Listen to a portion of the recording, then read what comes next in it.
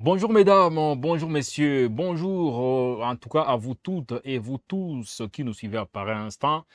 Un grand est notre plaisir de vous servir une fois de plus pour les comptes des WAP décryptage sur votre chaîne de télévision des prédilections WAP Info TV. Vous ne vous trompez pas d'adresse, c'est nous qui vous informons au quotidien. Vous le savez, ça fait plus de 3 décennies que en tout cas, la partie orientale, plus particulièrement de la RDC, est déchirée complètement ou presque, à part des guerres incessantes, dont celle qui est en cours dans cette partie depuis déjà aussi quelques années. Et vous le savez, bien sûr, il y a beaucoup de démarches qui sont toujours mises en place pour aboutir à une paix, et à une paix plutôt, autant pour moi dans cette partie. Mais chose qui n'est pas faite jusque-là, et il y a des populations qui sont tuées matin, midi et soir dans les cadres de ces différentes guerres, au grand désarroi de ces populations-là, et malheureusement pour la République démocratique du Congo. Donc on l'a dit, il y a plusieurs démarches qui sont en cours pour trouver tant soit peu une solution, mais ce qui est sûr est que à l'heure actuelle, tous les regards sont rivés notamment vers Washington et Doha, où il y a des pourparlers qui sont en cours. Mais vous le savez, il y a quand même certains religieux qui martèlent, ils tapent du poing sur la table, ils sont convaincus que les solutions, donc aux problèmes congolais, des solutions purement congolaises. Donc vous le savez très bien, c'est dans ces cadres d'ailleurs que les principales confessions religieuses de la RDC, dont la confession épiscopale nationale, donc dont la confession, il faut le dire, dont la conférence épiscopale nationale du Congo, SYNCO, l'Église du Christ au Congo SCC, la plateforme des confessions religieuses et la coalition interconfessionnelle pour la nation CIN ont dévoilé, c'était le lundi 25 août, une feuille de route détaillée pour la tenue d'un dialogue national et inclusif. Il faut le préciser ici, dames et messieurs, pour vous qui nous suivez, ce n'est pas quand même des termes nouveaux, même si quand même, il y a, hormis la CENCO et l'ECC, il y a aussi la plateforme des confessions religieuses et la coalition interconfessionnelle pour la nation, CIN. En tout cas, ce sont des plateformes qui ont dévoilé enfin, c'était depuis le lundi, une fait bien sûr des routes détaillées pour la tenue d'un dialogue national et inclusif. Ici, il faut le préciser, cette initiative s'inscrit dans le cadre de la recherche des solutions face à la persistance des conflits armés. Ça, ce n'est plus un secret, c'est un secret des polichinelles, comme on le dit, dont la résurgence de l'AFC M23, ainsi que d'autres groupes armés nationaux et étrangers qui continuent de déstabiliser l'Est de la RDC. Donc, c'est une nouvelle qui est tombée depuis le lundi, et c'est une nouvelle qui est, en tout cas, diversement appréciée dans l'opinion, surtout dans la sphère politique. Mais vous le savez, Martin Fayoulou Madidi, en tout cas, c'est une figure de proue au niveau de la politique congolaise, 2 fois candidat malheureux à la présidentielle, il n'a pas attendu longtemps pour réagir. Vous le savez, il restait catégorique dans sa prise de position. Il a dit quoi? Sur son compte X, bien sûr. Il a dit officiellement ceci, je le cite, nous saluons la publication de la feuille de route pour un dialogue national inclusif par nos confessions religieuses qui ont fait preuve de patriotisme et de responsabilité. L'article 63 nous appelle à pour défendre la patrie en danger. Donc chacun de nous doit agir. Et puis il dit Congo Ekolo Moko, il faut le préciser. Donc ça veut dire, ça c'est Martin Fayoulou, en tout cas c'est quelqu'un qui est très connu de par ses prises de position. Il a eu à être reçu, vous le savez, il y a de cela quelques semaines, si pas mois, à part notamment, il faut le rappeler, le président de la République démocratique du Congo, Félix-Antoine Tshisekedi Tshilombo. Et Martin Fayoulou est resté droit dans ses prises ou dans sa prise de position. Il faut qu'il y ait un dialogue inclusif. Maintenant, et vous qui nous suivez, dames et messieurs, que pensez-vous de ces dialogues? Pensez-vous que ce sera, bien sûr, une issue, une vraie solution aux problèmes qui, en tout cas, font rage au niveau de l'RDC, notamment les problèmes d'ordre sécuritaire? Écrivez-nous en commentaire ce que vous pensez. Parce que les évêques, en tout cas les religieuses, il faut le dire ainsi, sont persuadés et convaincus, parce que vous le savez, il y a de cela quelques mois ou quelques semaines, quelques mois bien sûr, ils ont sillonné beaucoup de coins, notamment la partie orientale et les zones occupées par l'AFC M23. Ils sont allés à Kigali, au Rwanda, pour rencontrer le président rwandais Paul Kagame. Ils sont allés en France, ils sont allés un peu partout, bien sûr, pour expliquer leur démarche qui vise à faire ou à organiser un dialogue entre Congolais pour trouver des solutions congolaises aux problèmes congolais. Qu'en pensez-vous? Parce que bien sûr, après toutes les théories qui ont été avancées, les religieux ont pondu quand même un texte vraiment costaud qui explique leur démarche. Et dans ces cadres, Wabinfo TV, ayant mis la main sur ces documents volumineux, est en train de vous passer en revue, en tout cas, quelques lignes phares de ces documents. Donc ici, il faut le dire, la feuille de route est articulée en 4 grandes étapes, constituant ainsi la trame du processus national et inclusif de paix en République démocratique du Congo. Pour ces confessions religieuses, il faut le rappeler, il s'agit là des jalons structurels de la trajectoire du champ d'action stratégique de l'initiative Pacte social pour la paix et le bien vivre ensemble en RDC et dans la région des Grands Lacs. On va y aller étape par étape. Étape numéro 1, en tout cas pour les religieux, étape numéro 1, le mois de la paix pour un climat de confiance mutuelle et de décrispation. Donc parmi ou dans le cadre de ces démarches-là, les évêques et aussi bien sûr d'autres religieux, tels qu'on l'a évoqué en Suisse, ont proposé donc le mois de la paix pour un climat de confession mutuelle et de décrispation politique. Donc ici, cette première étape marque une transition stratégique entre le contexte de méfiance et le contexte d'acceptation mutuelle en vue de mettre les uns et les autres dans les conditions préalables à un dialogue national et inclusif. En effet, ces mois de la paix visent à créer un environnement propice au pré-dialogue. Ça veut dire il y a le mois de la paix, mais c'est un mois de la paix qui vise en tout cas à créer un environnement propice au pré-dialogue. Pré-dialogue veut dire avant-dialogue. On va y aller. Ça veut dire 2 catégories d'activités sont ainsi prévues. Les activités spirituelles et les actions de plaidoyer. On va en tout cas décrypter tout ça. Activité spirituelle. Il sera organisé un culte œcuménique national officié simultanément sur toute l'étendue du territoire national, y compris dans les zones sous contrôle de l'AFC M23, en guise de rassemblement moral et spirituel autour de la paix.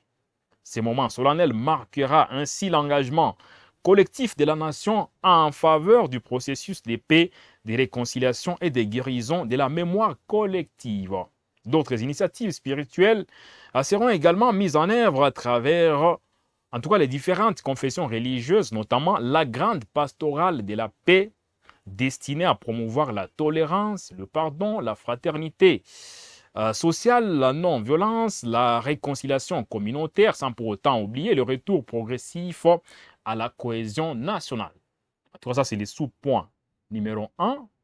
Et puis, selon ces confessions religieuses, le défi que nous avons cru essentiel de relever au travers de ces mois de la paix est fondamentalement double, à savoir, d'abord, la remise en question des pratiques culturelles et comportementales nuisibles. 2. L'émergence d'un environnement psychologique et social pacifique basé sur la fraternité, la solidarité, le respect mutuel, la coopération intercommunautaire et la bonne entente citoyenne. Il y a aussi les activités de plaidoyer.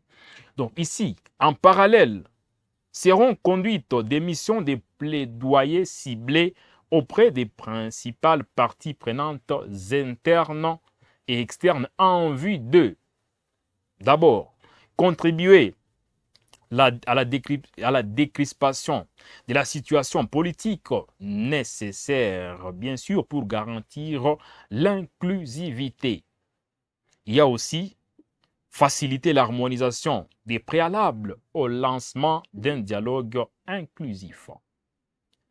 Encourager l'engagement formel de parties concernées autour de la feuille des routes dont il est question. Et aussi appuyer la mise en œuvre d'un cessez-le-feu effectif dans le respect de la déclaration des principes signés à Doha au Qatar, accompagner les efforts des actions humanitaires en faveur des populations civiles déplacées dans le respect du droit international humanitaire, contribuer au processus de désengagement des groupes armés conformément à l'accord de Washington. Donc cette étape aura le mérite d'améliorer le contexte pré-dialogue, favorisant ainsi l'émergence d'un consensus entre les parties prenantes, bien sûr sur les axes prioritaires de la feuille de route du dialogue national inclusif ont-elles soutenu. Voilà, ça sont quand même, c'est en tout cas la première étape par rapport à la démarche, en tout cas des confessions religieuses.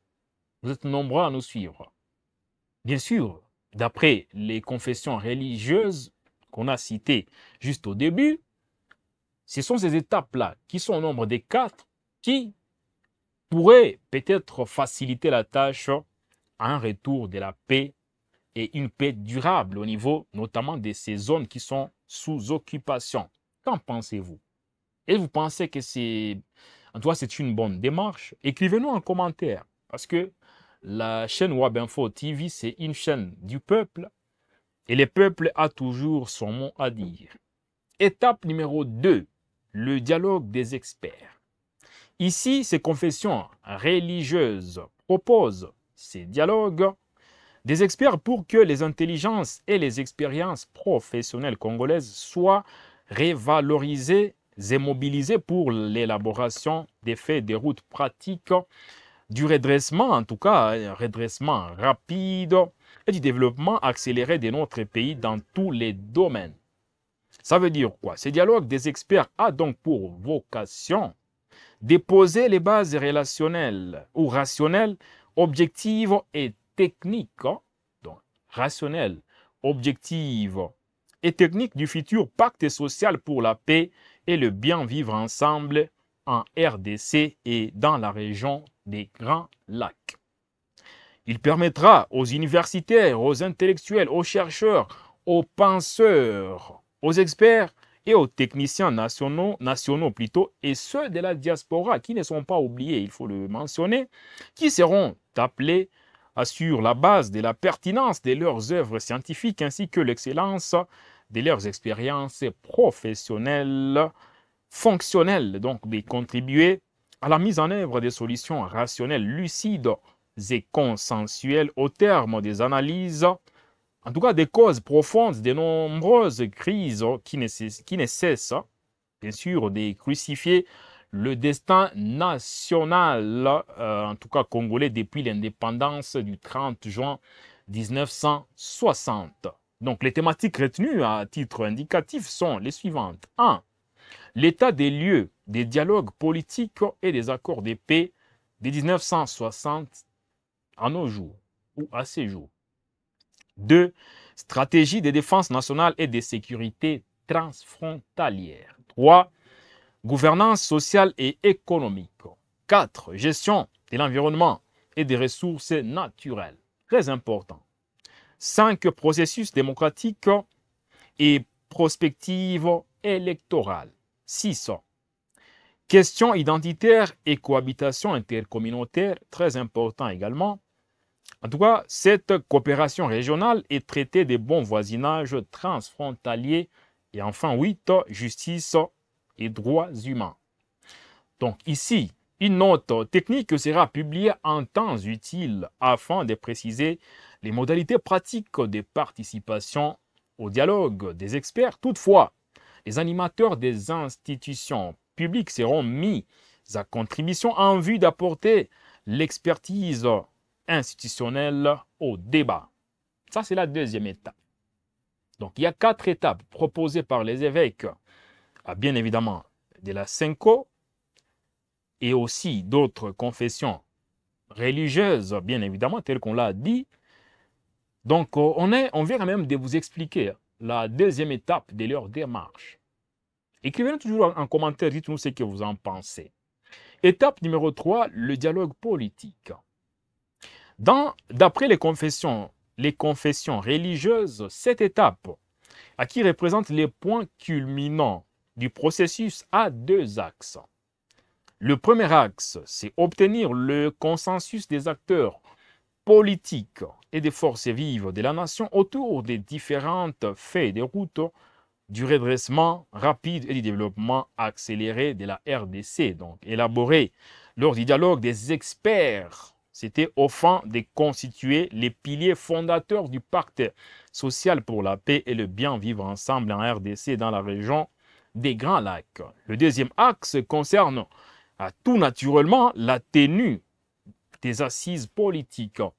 Donc, le défi de cet axe du dialogue politique est de parvenir, dans le respect de la Constitution, à un compromis politique patriotique, privilégiant des solutions holistiques et durables aux causes profondes de cette crise multiforme qui se perpétue depuis l'indépendance du 30 juin 1960. Donc, les contenus de ces compromis n'étant ni préétablis, ni préenvisagé, il sera le fruit des libres et responsables échanges autour des préoccupations et des idératas politiques des parties prenantes. Ce dialogue politique réunira, dans un cadre technique structuré et sécurisé, l'ensemble des composantes majeures de la nation, à savoir d'abord la majorité au pouvoir, l'opposition politique non armée, l'opposition armée, la société civile, les autorités coutumières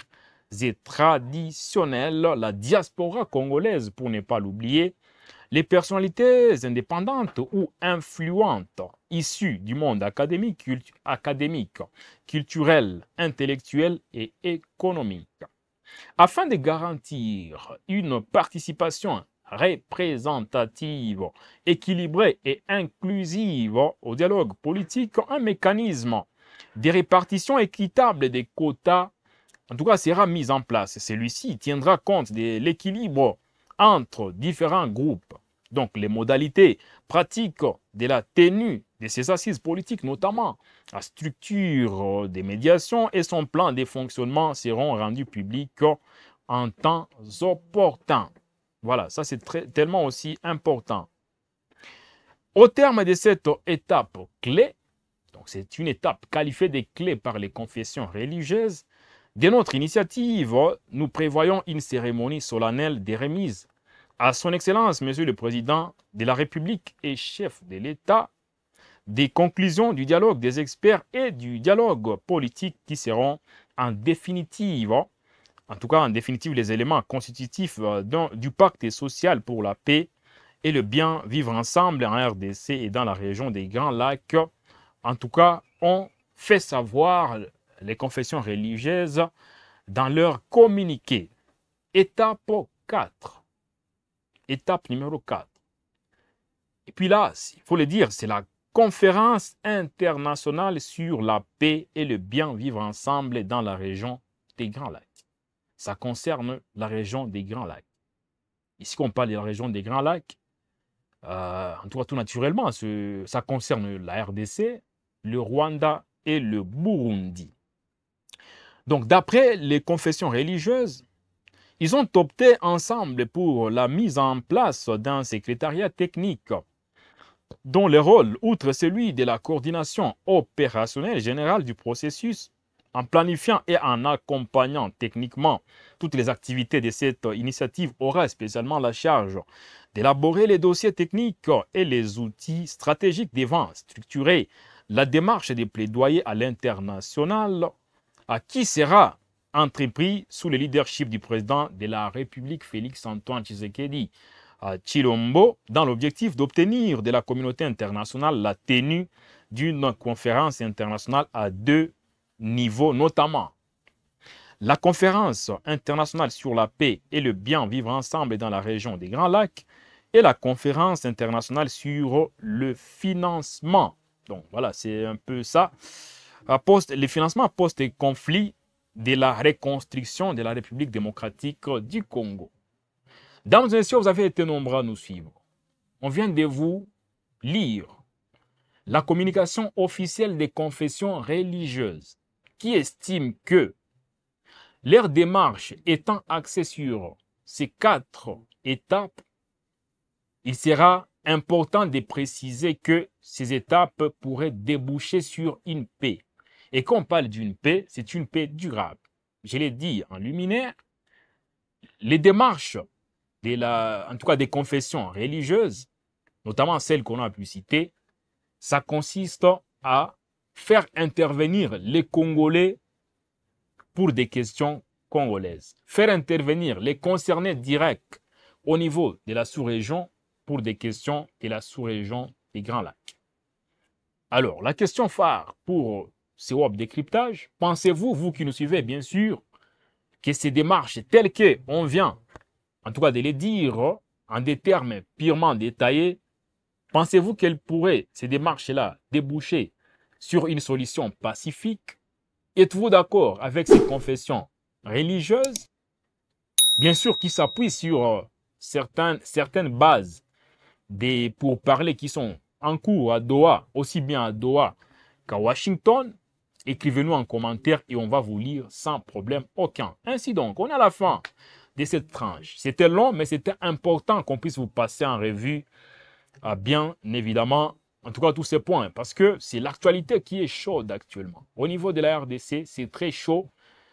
Et il y a certains hommes politiques qui s'alignent derrière ces différentes démarches des évêques ou des confessions religieuses et d'autres qui s'abstiennent et d'autres qui sont contre. Et vous, qu'en pensez-vous? Mais vous qui êtes, vous qui nous suivez pour la première fois, vous êtes sur WAB Info TV, votre chaîne désormais de prédilection. Cliquez simplement sur s'abonner pour vous abonner.